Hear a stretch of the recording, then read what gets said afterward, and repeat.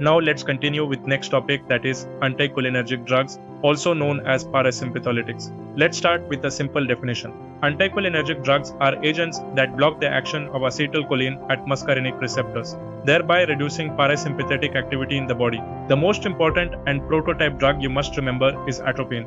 Now let's move to classification. Anticholinergic drugs are mainly muscarinic antagonists and are divided into natural and synthetic drugs. Natural alkaloids include atropine and scopolamine. Synthetic drugs include apratropium, tiotropium, dicyclamine, oxybutynin, tolterodine, and drugs used in Parkinson's disease like trihexyphenidyl and benztropine.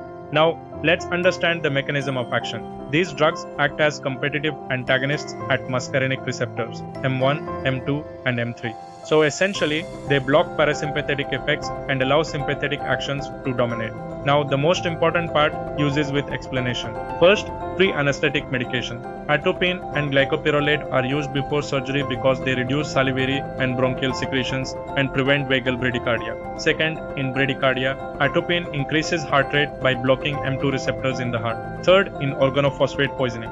Atropine is life-saving because it reverses dangerous muscarinic effects like bronchospasm and excessive secretions. Fourth, in respiratory diseases. Drugs like ipratropium and tiotropium are used in COPD and asthma. They block M3 receptors in the airways, causing bronchodilation and reducing mucus secretion. Fifth, in ophthalmology.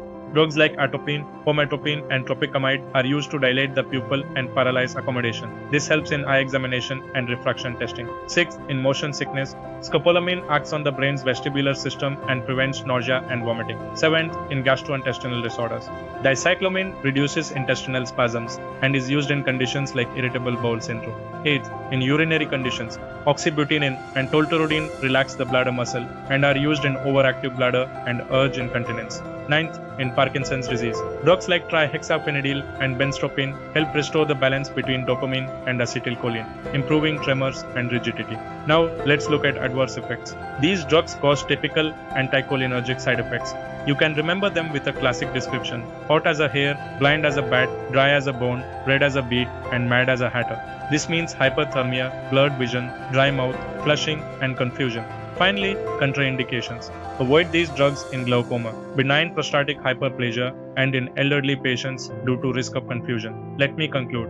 Anticholinergic drugs are widely used in multiple clinical conditions, but they must be used carefully due to their systemic effects. If you remember the mechanism, key drug names, and their uses, you can easily score full marks in exams. Thank you.